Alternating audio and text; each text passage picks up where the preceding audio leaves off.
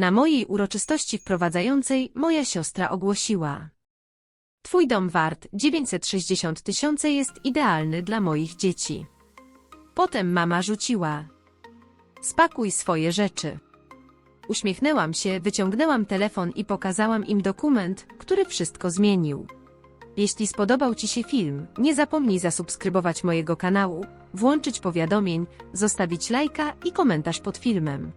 Pamiętacie, jak w wieku 18 lat mnie wyrzucili? Kupiłam ten dom. Nazywam się Chloe Adams, mam 32 lata i stoję w holu mojego nowego domu wartego $960 000. To być może symboliczna kulminacja lat poświęcenia i trudów. Blaty z marmuru, podłogi z litych desek to wszystko świadectwo niezliczonych nocy, które przesiedziałam przy komputerze, budując swoją firmę technologiczną. Dziś powinnam świętować podczas inauguracji, tymczasem w środku czuję ścisk w żołądku na widok mojej siostry Brianny wchodzącej dumnym krokiem z naszą mamą Susan. Coś w ich spojrzeniach przyprawia mnie o dreszcze, już widziałam te oczy. Ostatni raz wtedy, gdy miałam 18 lat i która noc odmieniła wszystko. Zanim opowiem, co wydarzyło się potem, dajcie znać, skąd mnie oglądacie, zostawcie łapkę w górę i zasubskrybujcie. Opowiem Wam, jak poradziłam sobie z największą zdradą, która rozegrała się w moim własnym salonie. Wychowanie w bostońskiej klasie średniej ukształtowało mnie na zawsze. Nie byliśmy bogaci, ale żyliśmy wygodnie. Tata pracował w finansach, a mama prowadziła małą butikową kawiarnię w centrum. Z zewnątrz wzorowa amerykańska rodzina, 2 córki i golden retriever o imieniu Duke. Ale pozory mylą. Gdy miałam 12 lat, fundamenty naszego domu się zatrzęsły. Pamiętam, jak siedziałam przy stole jadalnym, gdy tata oznajmił, że się wyprowadza. Rozwód cichy, bez krzyków i tłuczonego talerza, po prostu ustępujące ciepło, które kiedyś łączyło małżeństwo. To, co nastąpiło później, przygotowało grunt pod lata rodzinnych zawirowań. Brianna miała wtedy 15 lat. Gdy skończyła 22, poznała i wyszła za Marka, młodego bankiera inwestycyjnego z zamożnej rodziny. Przyjęcie weselne było ekstrawaganckie, mama wydała niemal wszystkie oszczędności, bo córka wychodzi za mąż tylko raz. Miałam wtedy 19 lat, pracowałam w 2 etatach, studiowałam w college i pomagałam, ile mogłam, jako druhna. Rok po ślubie Brianna ogłosiła pierwszą ciążę, urodził się Lukas, a 2 lata później Sofia. Z każdym dzieckiem wydawała się bardziej roszczeniowa w kwestii wsparcia finansowego, emocjonalnego i wszelkiego innego. Choć wyszła za mąż za bogatego, ona i Mark żyli ponad stan. Za duży dom na przedmieściach, drogie auta, bajeczne wakacje. Kiedy pojawiały się problemy finansowe, mama zawsze przychodziła im z pomocą, często kosztem moich potrzeb. Masz siostrę, ona ma 3 dzieci, mówiła, po co ci dodatkowe pieniądze? Książki. Przecież możesz korzystać z biblioteki. Tymczasem ja ledwo dawałam radę.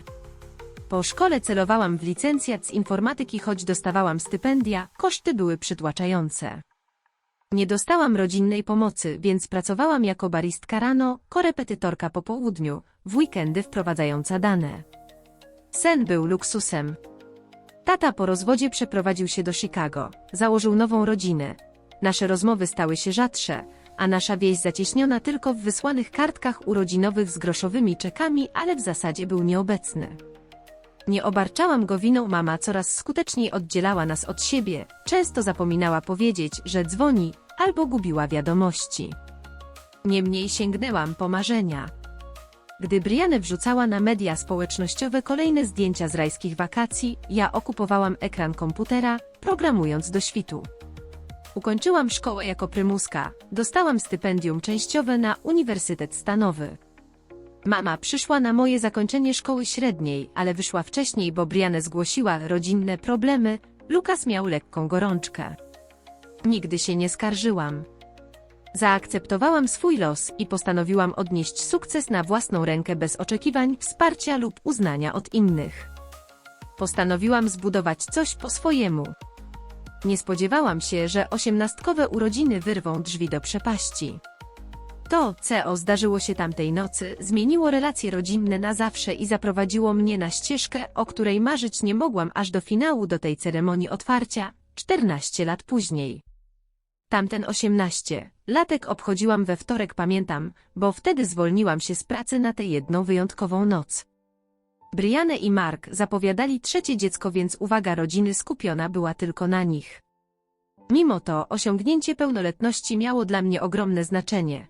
W świetle prawa byłam dorosła, kończyłam ostatnią klasę szkoły średniej i TGC3 uniwersytety przyjęły mnie na studia z częściowymi stypendiami. Kiedy wróciłam do domu po pracy jako korepetytorka, zastaliśmy mamę i Briannesa przy kuchennym stole, otoczonych papierami i tabelami. Ledwo na mnie spojrzały, gdy weszłam. W lodówce jest resztka lasagna, jeśli jesteś głodna, powiedziała mama, wciąż zapatrzona w dokumenty. Podgrzałam talerz i usiadłam z nimi, zafascynowana ich intensywną koncentracją. Nad czym pracujecie? Zapytałam. Mama oderwała wzrok od kartek. Załatwiamy sprawy finansowe. Brianne i Mark potrzebują większego domu. Teraz, gdy tu przerwała, jakby szukając słów. Zwyczajna rozmowa. Myślałam, aż dostrzegłam teczkę oznaczoną rodzina. Dlaczego tu są moje dokumenty z uczelni? Zapytałam, ciało ścisnęło mi się jakby lodem.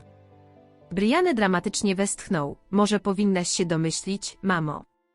Mama odłożyła papiery i spojrzała na mnie tym spojrzeniem, które znałam poprzedzającym złe wieści o rodzinnych poświęceniach.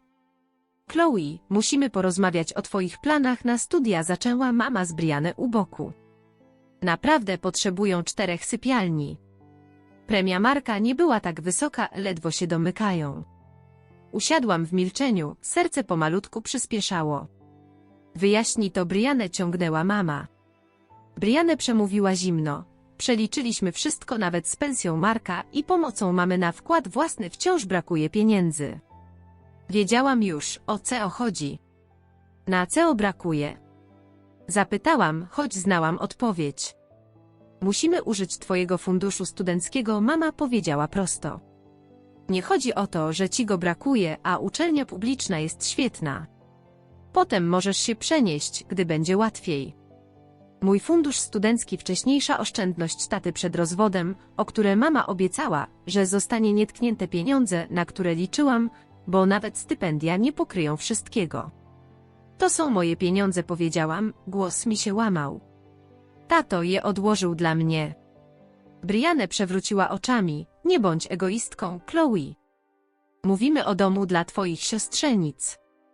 Gdzie mają spać? Mam nadzieję, że w twoim akademiku. Nie mówię tego, zaprotestowałam. Ciężko pracowałam, mam 4,0 GPA i etaty. Stypendia nie wystarczą. Weźmy pożyczki jak wszyscy. Mark i ja mamy kredyt hipoteczny, urwała Brianne. Tak wygląda życie. Możesz mieszkać tu, chodzić na studia zaoczne, dodała mama, byłoby taniej. Zauważyłam, jak we mnie coś pęka, wystarczy tylu lat bycia podporządkowaną. Złość zalśniła w moim wnętrzu. Nie, słowo wisiało w powietrzu. Mama mrugnęła, nieprzyzwyczajona do mojego sprzeciwu. Przepraszam. Powtórzę głośniej, powiedziałam, ten fundusz jest na moją edukację. Tato i ty go zabezpieczyliście dla mnie, nie na wasz dom. Mama zmarszczyła brwi. To nie jest negocjacja, Chloe. Tak będzie. Twoja siostra ma rodzinę do utrzymania, a ja mam przyszłość do zbudowania, odparłam, głos drżał. Zasłużyłam na to stypendium i fundusz, moje prawo. Brianne zaśmiała się chłodno, ach, proszę. Odpowiedz, kiedy będziesz miała 3 dzieci, to pogadamy o zasługach. Łzy stanęły mi w oczach, ale się powstrzymałam. To nie fair, stłumiony gniew. Mama poczuła równowagę w słowach, wstała, krzesło ciężko przeciągając. Masz wybór. Albo zgadzasz się, by pieniądze poszły do Brianne, albo pakujesz swoje rzeczy i radzisz sobie sama. Masz już 18 lat. Ten ultimatum zawisło między nami. Brianne wyglądała pewnie, jak zawsze myślała, że ulegnę. Ale we mnie coś pękło, lata bycia w tą drugą się skończyły. Powoli wstałam. Spakuję się, powiedziałam. Widząc ich zszokowane twarze, poczułam satysfakcję, choć byłam przerażona. Mama ewidentnie nie spodziewała się, że wybiorę niezależność. Nie przesadzaj, syknęła Brianne. Dokąd pójdziesz? Nie odpowiedziałam. Szłam do pokoju, chwyciłam największą walizkę i mechanicznie pakowałam ubrania, kosmetyki, laptopa i ważne dokumenty. Zdjęcia rodzinne zostały na ścianach, już mi nie pasowały. Mama stanęła w drzwiach, gdy zamykałam suwak. Jesteś niedorzeczna. Prześpij się i rano porozmawiamy spokojnie. Nie ma o czym, odpowiedziałam z własnym spokojem. Ty wyraźnie to powiedziałaś. Ja też. Wyciągnęłam walizkę, chwyciłam plecak z wieszaka i wyszłam w nocy. Nikt mnie nie zatrzymał. Spałam tej nocy w samochodzie na parkingu pod Walmartem, używając munduru jako poduszki. Następnego dnia poszłam do pracy jako baristka jak co dzień, nie mówiąc nikomu, gdzie spałam. Przez 2 tygodnie żyłam tak: 3 prace, sen w aucie, kąpiele na siłowni w milczeniu. W 15 dniu pani Emily Carter, moja nauczycielka informatyki, znalazła mnie śpiącą w bibliotece między zajęciami. Jej pogodne oczy i czułość przerwały mój mur starannie zbudowany i tamtej nocy zaprosiłem ją do siebie. Zabrała mnie do swojego domu i pokazała pokój gościnny. To jest twoje miejsce, dopóki nie uporasz się ze wszystkim, powiedziała po prostu, z ciepłem w głosie. Nikt nie powinien mierzyć się z tym sam. Profesor Carter stała się dla mnie czymś więcej niż nauczycielką, stała się moją mentorką, obrończynią i pierwszą osobą, która bezwarunkowo uwierzyła w mój potencjał. Pomogła mi zdobyć dodatkowe stypendia, przeprowadziła mnie przez proces wniosków o pomoc finansową i wystawiła kluczowe referencje do stażu, który finalnie zmienił moje życie. Tamta noc, kiedy mnie wyrzucili z domu, wyznaczyła kierunek wszystkich kolejnych wydarzeń. Profesor Carter nauczyła mnie, że naprawdę jestem sama, ale także, że wybrana rodzina może być silniejsza niż więzy krwi. Najważniejsze, uświadomiła mi własną siłę, o której istnieniu nie miałam pojęcia, dopóki nie zostałam zmuszona jej poszukać. Dzięki wsparciu profesor Carter zebrałam wystarczająco dużo środków, stypendiów i pracy dorywczej, aby uczęszczać na stanowy uniwersytet pobliski, a nie na wymarzoną uczelnię. To nie była Uniwersytet Boston, ale miał solidny program informatyczny i byłam wdzięczna za tę szansę. Studenckie życie okazało się drastycznie inne dla mnie niż dla rówieśników. Podczas gdy oni uczęszczali na imprezy i dołączali do kół studenckich, ja pracowałam w kilku miejscach, by się utrzymać. Kelnerowałam w restauracji koło kampusu, rano obsługiwałam serwis IT uczelni, a między zajęciami realizowałam zlecenia z zakresu tworzenia stron internetowych, czasem do późnych godzin nocnych. Sen stał się luksusem, a życie towarzyskie niemal niewidoczne. Mimo tego intensywnego rozkładu zajęć utrzymałam doskonałe oceny, programowanie przychodziło mi naturalnie, a moi koledzy zwracali się do mnie o pomoc, gdy mieli kłopoty z konceptami kodowania. Jedną z takich koleżanek była Jessica Lee, błyskotliwa, choć nieco rozkojarzona. Wkrótce została moją najlepszą przyjaciółką i wspólniczką. Gdzie ja byłam metodyczna i ostrożna, ona była impulsywna i kreatywna. Ja błyszczałam w backendzie, a ona miała przemożny zmysł UX i designu. Razem dopełniałyśmy się znakomicie. W 3. roku zaczęły się nasze rozmowy o aplikacji do zarządzania finansami, skierowanej do młodych dorosłych. Większość istniejących narzędzi była adresowana do tych już ustabilizowanych finansowo, a nie do tych, którzy żyli od miesiąca do miesiąca, tak jak my wówczas. Zauważyłyśmy lukę i uwierzyłyśmy, że możemy ją zapełnić, korzystając z zasobów Uczelnianego Centrum Przedsiębiorczości. W ciągu ostatniego roku akademickiego przygotowałyśmy prototyp, który nazwałyśmy Pennywise. Aplikacja ta pomagała użytkownikom wizualizować wzorce wydatków, automatycznie oszczędzać i budować zdolność kredytową w sposób odpowiedzialny. Nasi profesorowie byli pod wrażeniem, ale co ważniejsze, użytkownicy uznali ją za naprawdę przydatną. Po ukończeniu studiów stanęłyśmy przed decydującym wyborem: stabilne prace w korporacjach czy realizacja marzenia o startupie. Bezpieczna ścieżka była kusząco zachęcająca, zwłaszcza przy moich ciągłych obawach finansowych. Jednak przypomniałam sobie słowa profesor Carter: czasem to ryzyko prowadzi do największych nagród. Zdecydowałyśmy się zaryzykować, wprowadziłyśmy się do maleńkiego, zalęgłego robakami mieszkania, żeby oszczędzać. Od tej pory poświęciłyśmy się w całości rozwojowi Pennywise. Ja programowałam, jedząc zupki ramen, a Jessica projektowała interfejsy do białego rana. Uczestniczyłyśmy we wszystkich możliwych wydarzeniach networkingowych, konkursach startupów i warsztatach. Minęło 6 miesięcy pełnych odrzuceń od inwestorów. Jesteście za młode, za niedoświadczone albo celujecie w zły target, usłyszałyśmy z pogardą od jednego venture capital. Ale nie poddałyśmy się. Przełom nastąpił, gdy zdobyłyśmy małą dotację dla firm, dzięki niej mogłyśmy zatrudnić pierwszą pracownicę, SPECJALISTKE od marketingu, która pomogła nam dopracować przekaz. Zweryfikowałyśmy strategię, skierowałyśmy ofertę do świeżo upieczonych absolwentów z dużymi kredytami studenckimi, zamiast do obecnych studentów. Aplikacja zaczęła zdobywać popularność, z początku powoli, ale z czasem wykładniczo. Blog technologiczny umieścił nas w sekcji "Warto śledzić", a znana influencerka finansowa z milionami obserwujących poleciła Pennywise swojemu gronu. Nasza baza użytkowników wzrosła z kilku tysięcy do setek tysięcy. W tym czasie odczuwałam pokusę, by skontaktować się z rodziną. Nasze relacje były ograniczone od tamtej feralnej nocy. Mama zadzwoniła raz 3 miesiące po moim wyprowadzce nie po to, by się przeprosić, lecz by poinformować, że użyli oszczędności przeznaczonej na mój uniwersytet jako wkład własny na dom Brianne. Tata pisywał sporadycznie krótkie wiadomości, ale nasze więzi pozostały chłodne. Skupiłam się więc na budowaniu firmy i swojego życia. Lata minęły w szumie kodu, spotkań i stopniowego sukcesu. Jessica i ja w końcu przeprowadziłyśmy się z ludzkiego krasnoludka do schludnego biura.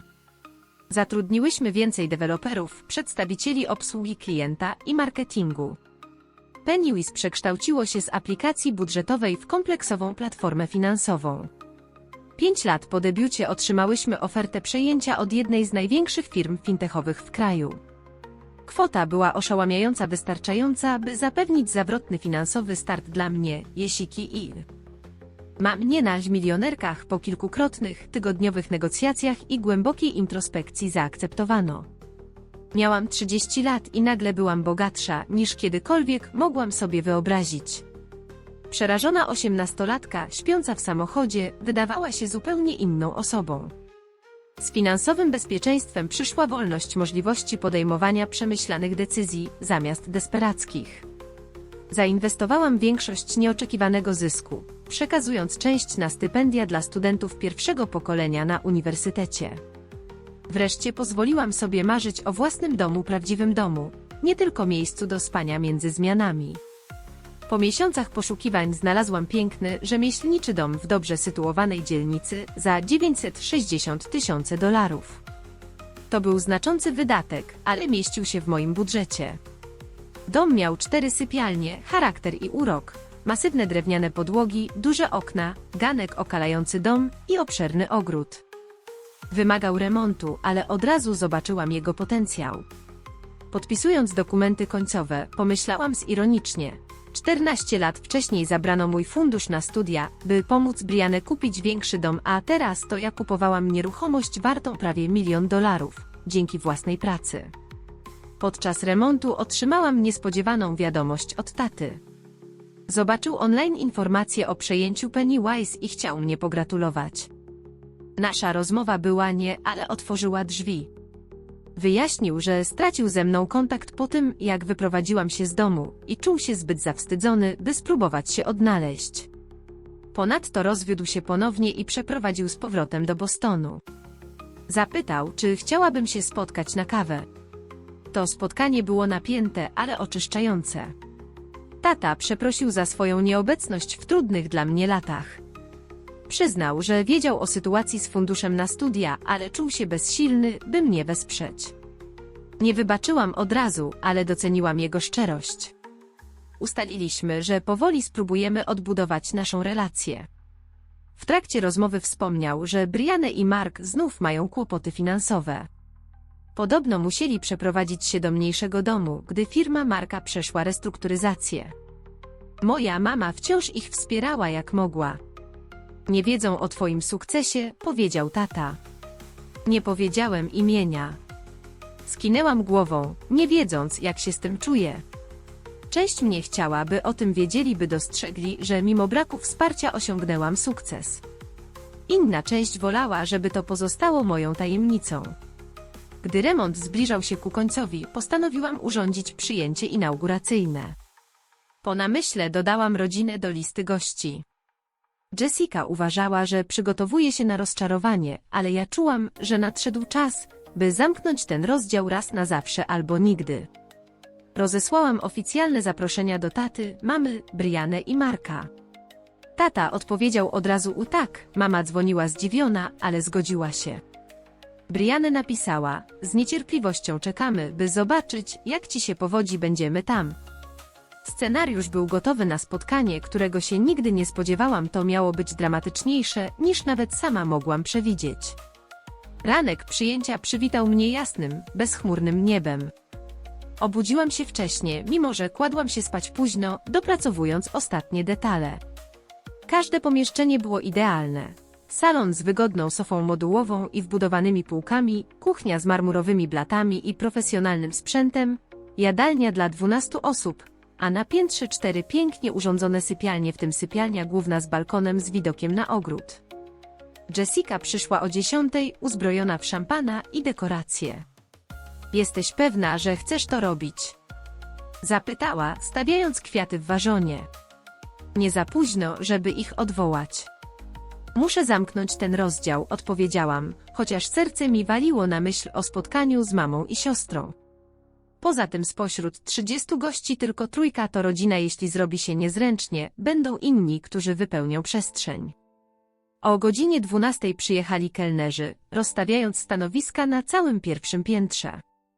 Do 15:00 wszystko było gotowe, jedzenie, napoje, muzyka i moje nerwy szalały. Najpierw przybyli moi koledzy ze świata technologii, potem sąsiedzi, ciekawi nowej mieszkanki. Pani profesor Carter zjawiła się z mężem, przytuliła mnie serdecznie i szepnęła, jak bardzo jest ze mnie dumna. Pojawili się przyjaciele z uniwersytetu, kontakty branżowe oraz mój doradca finansowy. O 16:30 znów zadzwonił dzwonek. Otworzyłam i zobaczyłam tatę, stojącego niezręcznie na ganku z torebką prezentową w ręku. Tato, powiedziałam, słowo nadal brzmiało obco po tylu latach. Chloe ruszyła za mną, rozglądając się po domu. To jest niesamowite. Zaprosiłam go do środka i oprowadziłam pokrótce, przedstawiając gośćmi. Wydawał się szczerze zadowolony, widząc, jak dobrze mi się powodzi, choć czułam nutę zakłopotania między tymi profesjonalistami, coś się wyróżniało. Twoja mama i siostra powinny tu być niedługo, wspomniał, gdy dochodziliśmy do kuchni. Mieliby przyjść razem. Skinęłam, uzupełniając szklankę wody, by ukryć nerwy. A jak się mają? Zapytał. Radzą sobie z sytuacją Marka w pracy. To dla nich trudne, sprzedały dom w zeszłym roku i przeprowadziły się do bliźniaka. Susan, twoja mama, bardzo pomaga z dziećmi. Zanim zdążyłam odpowiedzieć, obok pojawiła się Jessica. Nadchodzą kolejni goście, szepnęła. W tym, chyba, twoja mama i. A twoja siostra. Wziąłem głęboki wdech i podszedłem do drzwi wejściowych. Tam stały Susan, która zdawała się ledwo postarzała pomimo 14 lat, które minęły od naszego ostatniego spotkania, oraz Brianny, wciąż piękna, ale z delikatnymi zmarszczkami stresu wokół oczu. Za nimi majaczył Mark, wyglądający na znacznie starszego i bardziej wyczerpanego, niż pamiętałem. A razem z nimi 3 dzieci, Lucas, teraz już nastolatek, Sofia, nieśmiała przed nastoletnim okresem, i Ian, około 10-letni. Cześć, powiedziała mama ostrożnie. Dziękujemy za zaproszenie, dołączyła Brianny, głosem pełnym wdzięczności. Witajcie. Odpowiedziałem i cofnąłem się, by umożliwić im wejście. Zaprosiłem ich dalej, a dzieci zostały nieśmiało z tyłu, najwyraźniej poinstruowane, by zachowywać się jak najlepiej potrafią. Uśmiechnąłem się do moich bratanków i siostrzenic, wciąż dopiero się poznawaliśmy. Na górze jest pokój do zabaw, jeśli się znudzą, dodałem, wskazując drugie drzwi po prawej. To trochę przełamało ścianę lodu. Lucas zapytał, czy mamy konsolę gier, a gdy potwierdziłem, dzieci zniknęły za schodami z radosnym wyrazem i dzięki. Piękny dom, skomentował Mark, rozglądając się z wyraźnym profesjonalnym zainteresowaniem, detale architektoniczne zrobiły na nim wrażenie. Dziękuję, odrzekłem. Remont trwał pół roku, ale było warto. Pół roku. Uniosła brwi Brianne. Musiałaś mieć świetny zespół. Tak, potwierdziłem, nie wdając się w szczegóły. Chcecie oprowadzenie? Zaproponowałem. Zauważyłem, że twarz Brianne stawała się coraz bardziej kalkulująca. Dotknęła blatów kwarcowych, zajrzała do szafek, chwaliła przestrzeń do zabaw w ogrodzie. Mama szła za nią ciszej, co chwilę zwracając uwagę na dekoracje lub pytając o konkretne rozwiązania. To musiała być dobra inwestycja, wreszcie rzekła, kiedy doszliśmy do sypialni głównej. Tak, udało mi się w karierze, przyznałem. Na czym teraz pracujesz? Zapytała Brianne, siadając bez zaproszenia na skraju mojego łóżka. Ojciec wspomniał coś o aplikacji, opowiedziałem im skróconą wersję mojego sukcesu. Ich twarze przechodziły od grzecznego zainteresowania do osłupienia. Sprzedałaś firmę za miliony. Sprecyzowała Brianne głosem ostrzejszym niż zwykle. Tak. Potwierdziłem. Timing był idealny. Oprowadziliśmy ich dalej w dół schodów, gdzie dotarliśmy do kolejnych gości. Przywitałem rodzinę, Jesicę, panią Carter, kolegów i przyjaciół, wszystkich, którzy znali część mojej historii. Podczas tych prezentacji zauważyłem, jak mama i Brianne schowały się w rogu, intensywnie szemrając. Mark za to wydawał się oderwany, prowadząc rozmowy z moimi znajomymi z branży technicznej. Po godzinie od rozpoczęcia imprezy stuknąłem kieliszkiem, by przyciągnąć uwagę. Dziękuję wszystkim za przybycie i wspieranie mnie na tej nowej drodze. Ten dom to coś więcej niż miejsce do życia, to symbol tego, co kiedyś wydawało się niemożliwe. Jestem wdzięczna wszystkim, którzy mnie wspierali. Po krótkiej pauzie Brianne wyszła przed publiczność. Jako siostra Chloe chciałaby teraz coś dodać. Jej głos brzmiał pewnie jak wtedy, gdy byliśmy mali i wtedy, gdy mówiła w tonie, który zwykle zwiastował, że zaraz dostanie, na co miała ochotę. Rodzina to wszystko.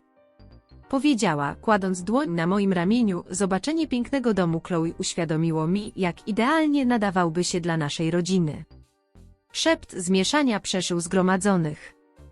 To, co Brianne ma na myśli, wtrąciła się mama łagodnie w to, że jesteśmy bardzo dumne z Chloe za stworzenie przestrzeni, w której rodzina może się gromadzić. Brianne zacisnęła uścisk na moim ramieniu. Chcę powiedzieć dokładnie to, ten dom byłby doskonały dla mojej rodziny. Z sytuacją Marka i z dziećmi, które potrzebują dobrych szkół, szukaliśmy takiego miejsca, w tej dzielnicy. Cisza zapadła głęboka. Nawet kelnerzy zamarli. Brianne dodała jeszcze. To nie jest ani czas, ani miejsce, zaczął Mark, twarz mu się czerwieniła. To jest idealny moment. Przerwała mu Brianne. Chloe zawsze chciała wspierać rodzinę.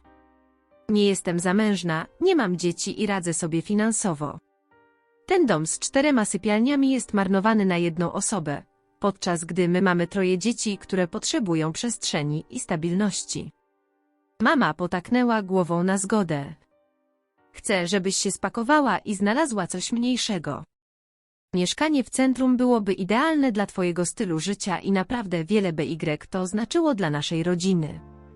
Brianne ruszyła przez salon, pokazując zmiany, które by wprowadziła. Lukas mógłby mieć pokój z wykuszem, Sofia pokoik z fioletowymi ścianami, a Jen miałby więcej miejsca na zabawki w najmniejszym pokoju. Mamie wtórowała. Po tym wszystkim, Brianne to zasługuje, to najmniej, co możesz zrobić dla siostry. Pokój zamilkł całkowicie. Moi goście patrzyli na nas z mieszaniną fascynacji i przerażenia. Jessica stanęła tuż obok mnie, jej obecność była wspierająca, choć milcząca. Wzięłam głęboki oddech, dziwnie spokojna, mimo skandalu rozgrywającego się tuż obok. Mam coś, co wam pokażę, powiedziałam cicho, wyciągając telefon z kieszeni. Przez system domotyki połączyłam go z wielkim telewizorem w salonie. Kilkoma tapnięciami otworzyłam dokument i wyświetliłam to na ekranie. Co to jest? Zapytał Brian, niecierpliwie stąpając nogą. To jest nakaz ostrzegawczy, o który wnioskowałam 14 lat temu, tuż po tym, jak wyrzucono mnie w dniu moich 18 urodzin. W sali zapadła ściana milczenia. Tylko chrzest szklanek i talerzy przypomniał, że to nie spektakl, lecz rzeczywistość. Nawet kelnerzy zastygli z takami w rękach. Głos mamy przeszył ciszę. O czym ty mówisz? Ton w jej głosie mieszał konfuzję z oburzeniem. Nigdy was nie opuszczałam. Zdecydowałam się odejść, odpowiedziałam pewnie, choć serce biło mi rychlej.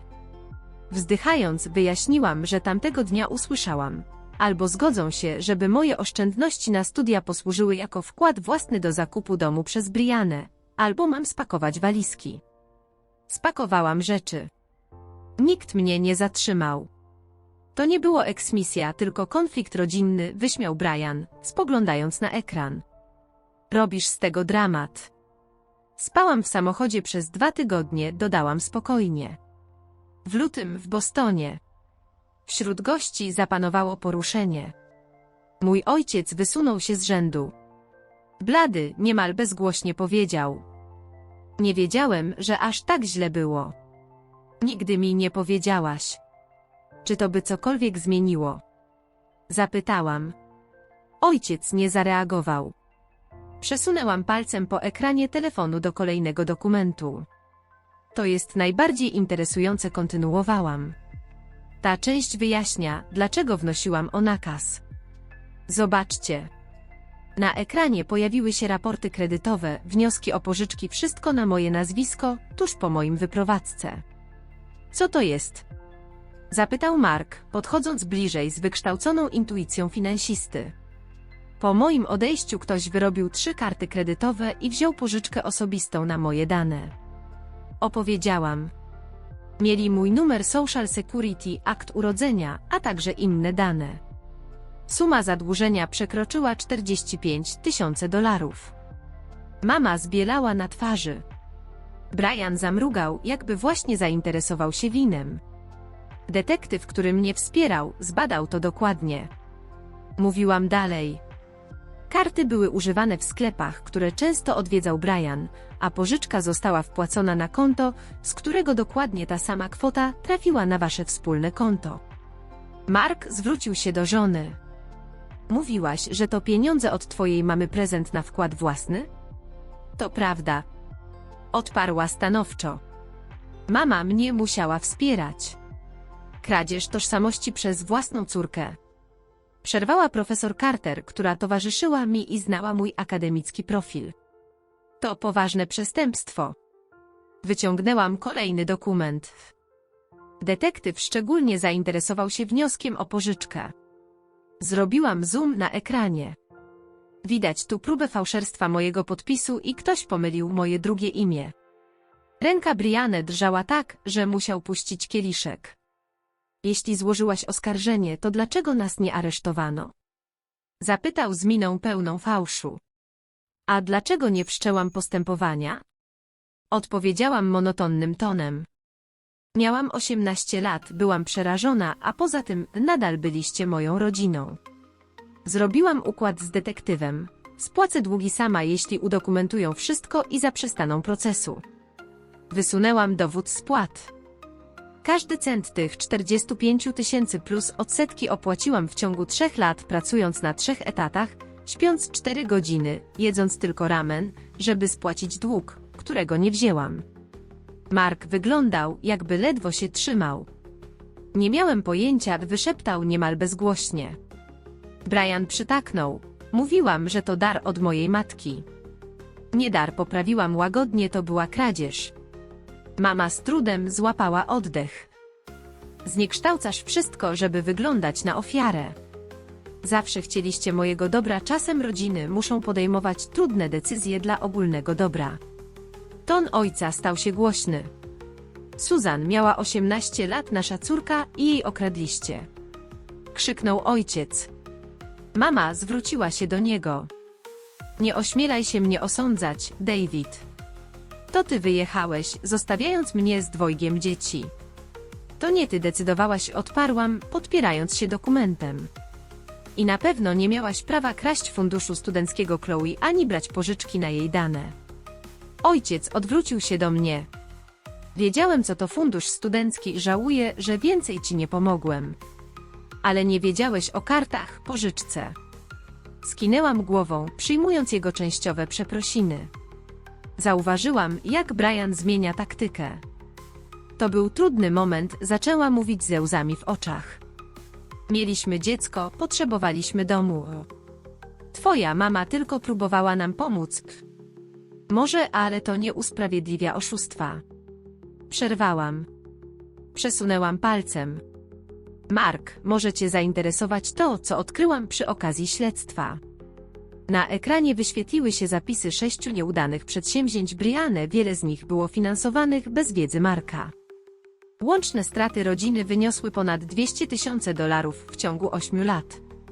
Mark zbladł. Jakie to projekty? Wyszeptał. Wymieniłam je po kolei.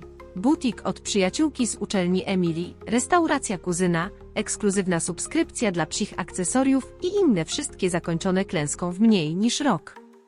Inwestycje pochodziły z rodzinnych kont, a Brian tłumaczył. Miały zostać zwrócone z odsetkami. Brzmiała jego słaba obrona. W sali zrobiło się gęsto od napięcia. Goście przysłuchiwali się bez słowa, nie wiedząc, czy zostać, czy uciec. Uważam, że odbiegliśmy od tematu. Powiedziałam wyraźnie. Przyszliście tu dzisiaj, by zażądać ode mnie oddania domu, zakładając, że ponownie poświęcę swoje życie dla Briany. Tak już nie będzie. Spojrzałam w górę, w stronę rodziców. Więc chcesz wyrzucić własną siostrę z domu? Krzyknęła mama. Gdzie wasza współczucie? Moja współczucie. Prychnęłam, bez grama ironii. Gdzie było wasze współczucie, gdy spałam w samochodzie zimą? Gdzie było wasze współczucie, gdy skradziono moją tożsamość i zostawiono mnie z przytłaczającymi długami, zanim jeszcze rozpoczęłam studia? Mama otworzyła usta, potem znów je zamknęła. Nie wyrzucam nikogo, ale nie oddam mojego domu. Mówiłam już spokojnie. Jeśli potrzebujecie wsparcia, jestem gotowa rozważyć otwarcie funduszy edukacyjnych dla Lukasa, Sophie i Iena. Oni są niewinni i chciałabym poznać moich siostrzeńców i siostrzenice. To nie jałmużna. Roześmiałam się. To rodzinna pomoc właściwa. Mama zabrała torebkę. Myślę, że już wystarczy. Powiedziała. Brian, dzieci, schodzimy, dzieciaki grają wideo. I wtedy... Myślę, że Mark może chcieć zostać. Mark powoli skinął głową. Muszę dokładnie zrozumieć, co się działo z naszymi finansami, i powiedział. Dzieci będą w porządku, jeszcze trochę, naprawdę, wtrąciła mama. Brian, chodźmy. Kiedy zmierzali do drzwi, Jessica zrobiła krok do przodu. Myślę, że to najlepsze wyjście. To przecież ma być świętowanie nowego domu kołu, a nie miejsce na próbę kradzieży własności. Twarz mamy zbladła i przybrała ciemnoczerwony odcień. Jak śmiesz? To jest sprawa rodzinna. Zgodziła się Jessica. Wybrana rodzina Chloe jest tu, by ją wspierać. Może powinni pomyśleć, czym naprawdę jest rodzinne wsparcie, zanim wrócą. Po ich wyjściu impreza powoli odzyskała swój rytm, choć rozmowy nieuchronnie krążyły wokół dramatycznej konfrontacji. Mark nadal rozmawiał cicho z moim doradcą finansowym w rogu, od czasu do czasu zerkał na telefon, jakby czytał SMS od Briany. Później, gdy goście zaczęli się rozchodzić, podszedł do mnie. Muszę cię przeprosić, powiedział oficjalnie. Nie miałem pojęcia o kradzieży tożsamości ani inwestycjach. Wiedziałem o funduszu edukacyjnym, ale Brian powiedział mi, że się na to zgodziłeś. Czy miałoby to znaczenie, gdybym znał prawdę? Zapytałem. Zastanowił się. Chciałbym wierzyć, że tak, ale szczerze, wtedy byłem kimś innym. Sukces i pieniądze były jedynymi rzeczami, na których mi zależało. Rozejrzał się po pokoju. Widząc to, co zbudowałeś sam, uświadamiam sobie, jak bardzo myliły się moje priorytety. Co teraz zamierzasz zrobić? Zapytałem. Będę miał bardzo trudną rozmowę z żoną, odpowiedział ponuro. I prawdopodobnie skontaktuję się z prawnikiem rozwodowym. Oszustwa finansowe są zbyt poważne, by je ignorować. Poczułem nagły, zaskakujący ból współczucia do mojego brata. Mimo wszystkich jego wad, nigdy nie chciałem, żeby jego małżeństwo się skończyło. Mówiłem serio o funduszach edukacyjnych dla dzieci i powiedziałem: niezależnie od tego, co się stanie między tobą a Brianem. Skinął głową z wdzięcznością. Chcieliby poznać swoją ciocię, zwłaszcza Lukas, który interesuje się programowaniem. Kiedy Mark poszedł po dzieci, Jessica i ja zaczęliśmy sprzątać. To była najbardziej dramatyczna impreza inauguracyjna, na jakiej byłem, powiedziała, wkładając szklanki do zmywarki. Zaśmiałem się, czując się lżejszy niż od lat. Nie do końca zamknięcie, którego się spodziewałem, ale jednak jakieś zamknięcie. Myślisz, że jeszcze się z tobą skontaktują? Zapytała mama. Brian kiedyś, gdy będą czegoś potrzebować, i odpowiedziałem, zamykając zmywarkę i prostując się. Ale następnym razem będę gotowy. Koniec z byciem uległym. Gdy ostatni goście opuścili dom i zapadła cisza, przeszedłem się po każdym pokoju, doceniając to, co zbudowałem, nie tylko fizyczną konstrukcję, ale życie, które reprezentowała. Życie zdobyte przez wytrwałość, ciężką pracę i odwagę, by stanąć w obronie siebie, gdy było to najważniejsze. Następne dni po imprezie były zaskakująco spokojne. Spodziewałem się nękania ze strony mamy i Briany, wściekłych telefonów, manipulujących SMS-ów, może nawet nieoczekiwanych wizyt. Zamiast tego i cisza. To Mark się ze mną skontaktował, prosząc o spotkanie w kawiarni niedaleko swojego biura. Brian przeprowadził się do twojej mamy, poinformował mnie, pijąc kawę z mlekiem 3 dni po imprezie. Na razie zabrał dzieci, ale ustaliliśmy wspólną opiekę, dopóki nie ułożymy wszystkiego. Przykro mi z powodu twojego małżeństwa, powiedziałem szczerze. On wzruszył ramionami, wyglądając na wyczerpanego, ale i z ulgą. Po tym, co wyszło na twojej imprezie, zacząłem głębiej badać nasze finanse. Jest gorzej niż myślisz. Nie tylko mamy kłopoty, jesteśmy na granicy bankructwa. Jak to możliwe? Miałeś dobrą posadę w firmie inwestycyjnej. Miałem, podkreślił, zwolnili mnie 6 miesięcy temu podczas redukcji etatów. Od tamtej pory pracuję jako konsultant finansowy, ale zarabiam około 1/3 poprzedniej pensji. Tymczasem Brian nadal wydawał pieniądze, jakby nic się nie zmieniło. Przesunął po stole teczkę. To są wyciągi z kont, o których nawet nie wiedziałem, że istnieją. Limity kart kredytowych, pożyczki, których nigdy nie podpisywałem, drugie hipoteki na dom, zanim go sprzedaliśmy. Przeglądając dokumenty, poczułem falę déjà vu. Zrobiła ci to, co ona i mama zrobili mnie, tylko na znacznie większą skalę. Zgodził się ponuro. Mówimy o setkach tysięcy długów. Co zamierzasz zrobić? Bankructwo wydaje się nieuniknione. Przytaknął, rozumiejąc swoje priorytety. Oferta funduszy edukacyjnych jest nadal aktualna. Mogę założyć konta, które będą używane wyłącznie na cele edukacyjne.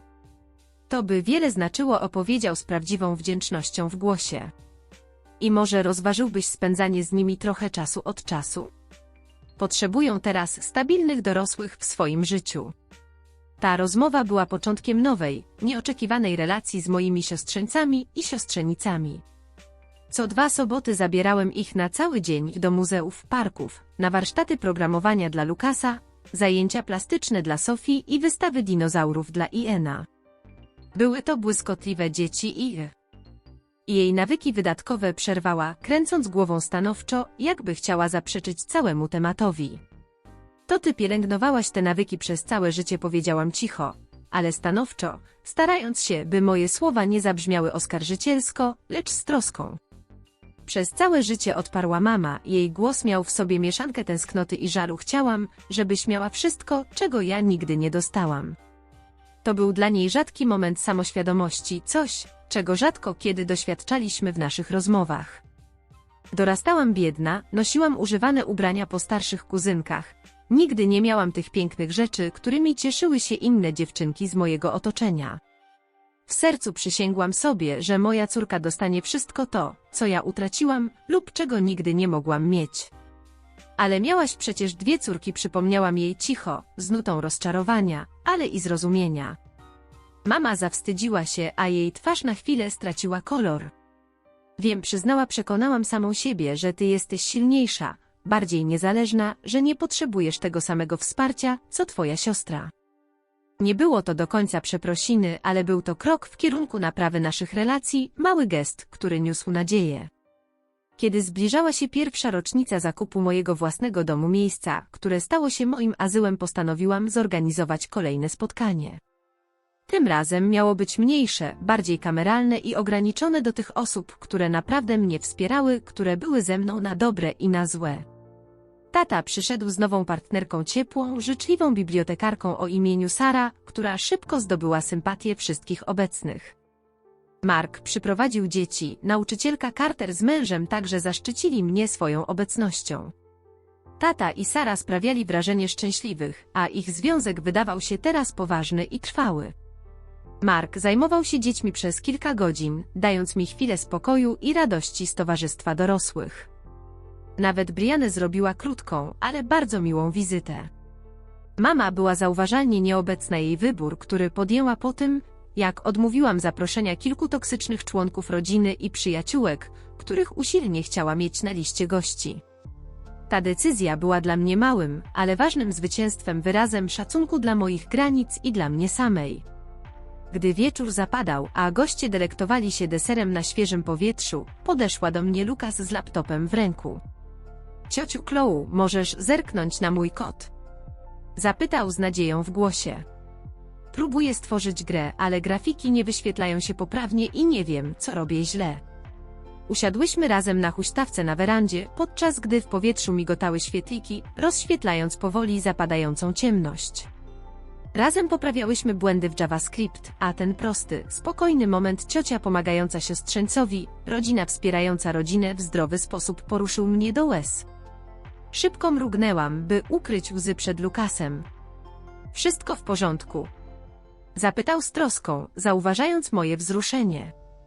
Bardziej niż w porządku, uśmiechnęłam się.